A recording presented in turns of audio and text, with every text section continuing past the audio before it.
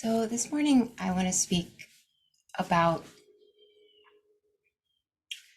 two concepts, um, abhinivesha, which is the fifth klesha in yoga philosophy, meaning our fifth obstacle uh, to happiness, to bliss, to honestly just our true identity,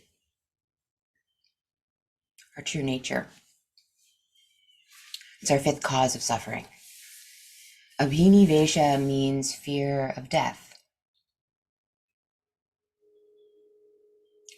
And the other concept that I want to talk about a little is viveka, which means discernment.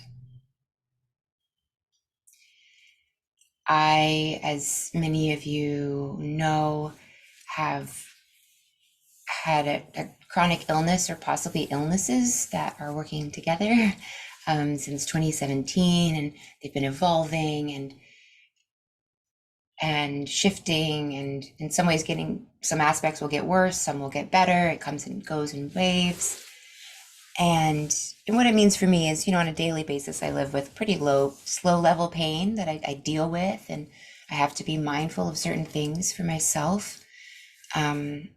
I have to kind of monitor certain cysts that I have that are benign, and just, keep an eye. And then every once in a while, I'll have what I call an episode that'll just knock me down and make it impossible for me to be a participant out in the world in any way. I have to be home, or in the hospital, I have to be sick and either resting or in pain for however long that episode takes. They started off taking a few hours, and the last one took 7 days. So, and I don't have those often. Those are these rarities, and it's when sort of, frankly, I haven't been taking good enough care of myself, and it kind of accumulates. And so I have been able to track through this experience my relationship with abhinivesha, my fear of death, and I do mean death in the most obvious sense, like this mortal body will not last forever. Fact of life: everyone who is born also dies. That's the sacred beginning and the sacred ending of this mortal experience. And yes, I mean that I've definitely had, in this last bout of illness, I feel like I did get to a place where I feel ready for that when it comes, which hopefully will be a long ways away. But also I see abhinivesha as being our fear of the countless little deaths that happen throughout our lives, endings.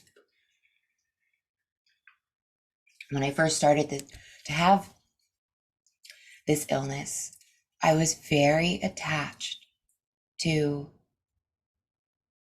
my health. I identified, I thought, this is Erin, part of my identity as Erin. I'm a yoga teacher. I'm a meditation teacher. I, at the time, lived on a farm where we grew our own food. I thought, sick people, that kind of messed up, y'all, but this is without me really knowing it until I had investigated it. Kind of thought sickness is for other people, not me. Certain physical things started to change in my body. A little cyst under my chin.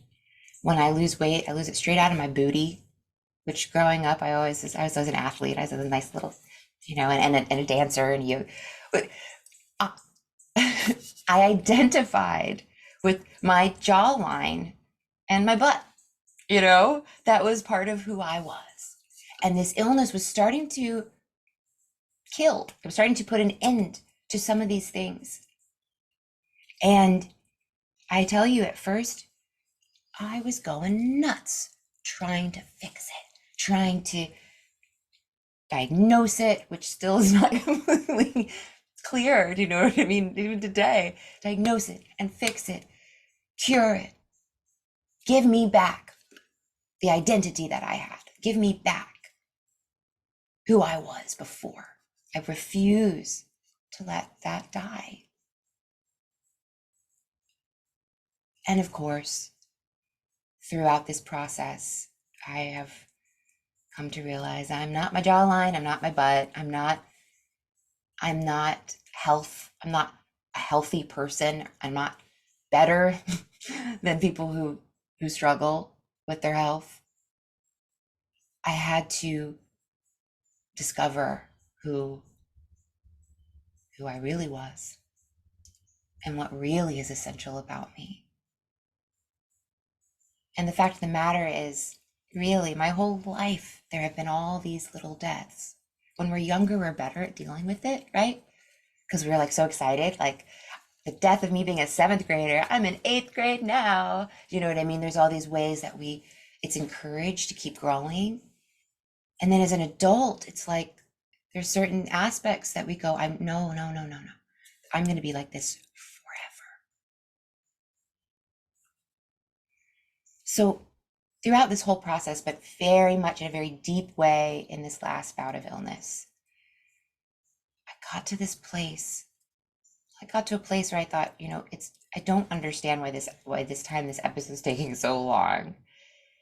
I thought I had this illness I kind of thought I had its number and I could kind of prevent these things, and then I knew how long they'd take, and it was surprising me. And it eventually took me to this place of kind of going through all the things that I love most about life and going, will I ever do that again? Will I ever do that again? And here's where we get into the discernment. It started to become so clear to me that there are certain things that kind of earlier on in the illness, I was like, I need to be able to do this again one day, right? I need to be able to have a glass of wine again one day, even if it's years away when I heal my gut. And this time it's like, if I never have a glass of wine again, that's okay. That's really okay. When you're something about being in that severe amount of pain for that severe amount of time, essentially kind of went to hell. That sounds really gnarly, but like, this is a good thing. It's like I got purified because it was like, Erin, all I really want is to not have pain in my body and to be able to participate in this beautiful thing called life another day. That's what matters. And all of these little things that I realized I'd been kind of clinging to, right? What if I'm not able enough or well enough to go back to this particular job? Okay, we'll deal with that. What if I never do a play again? I made peace with the idea that the last show that I did was the last show I'll ever do, which isn't true. I'm in a new one now and I'm able to do it. But the point is that I kind of went through all these things and found myself saying, I don't actually value that much. And what I was left with through that process of sort of discernment, kind of a forced process of discernment, was just a very small handful of things I really care about. And this has brought me this enormous amount of peace coming out of the illness, and even during it, even when I was really sick, physically I felt awful, and I was starting to mentally and emotionally come to like a really peaceful place.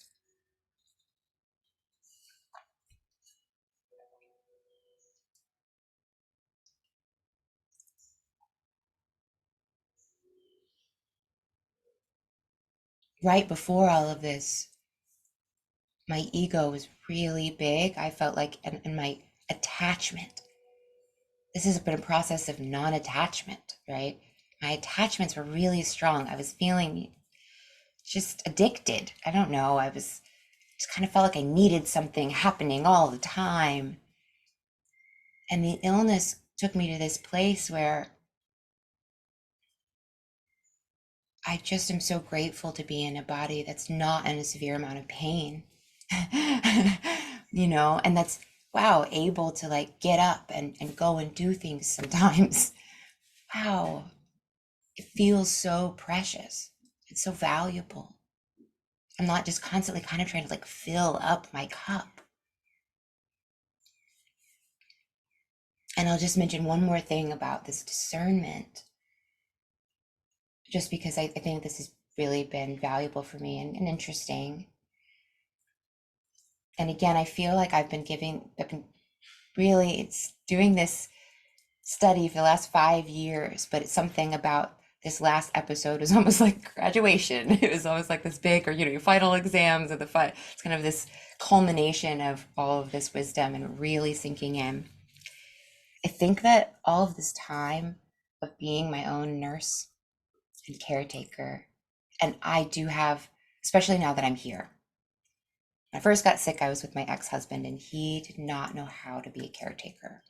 In fact, my sickness made him very uncomfortable.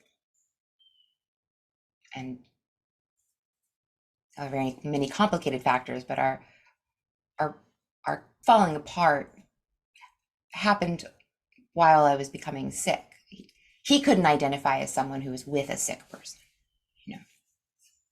I couldn't identify as being a sick person, so how could I hold that against him? But you see, here I do have my aunt and my mother who can pop in and caretake, and they did when I was really sick. They were wonderful.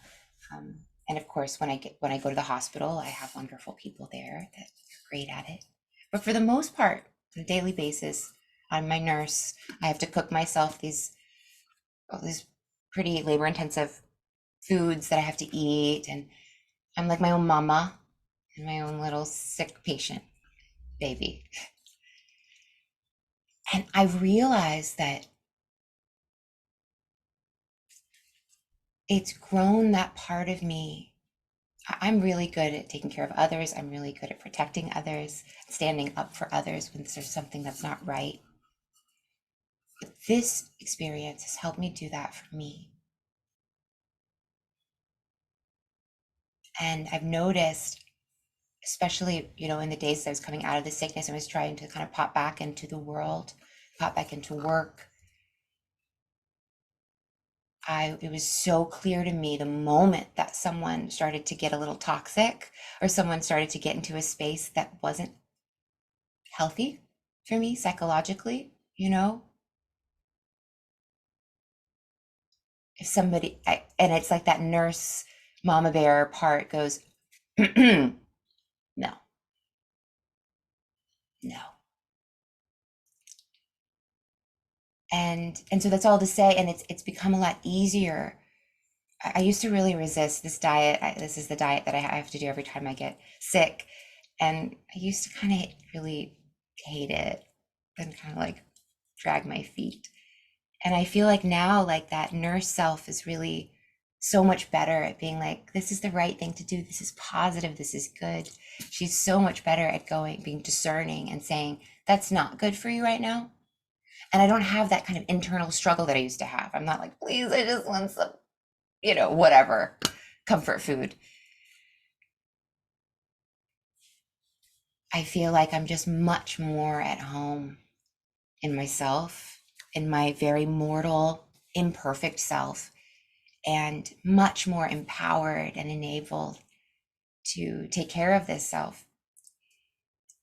And I feel so grateful, so grateful to not be in pain at this moment, to be able to be here with you. And I feel like it's enough. It's more than enough. And I just want to be here, living today. That's my little talk for today. And anyone who's on the line, you're welcome to comment. If you end up watching this video, please leave a little comment below. I would love to hear more about everyone else's journeys with this kind of thing, and how you've been able to overcome some of your fears of endings and identity shifts, and how you've been able to grow discernment and strengthen that part of yourself that guides with wisdom and love.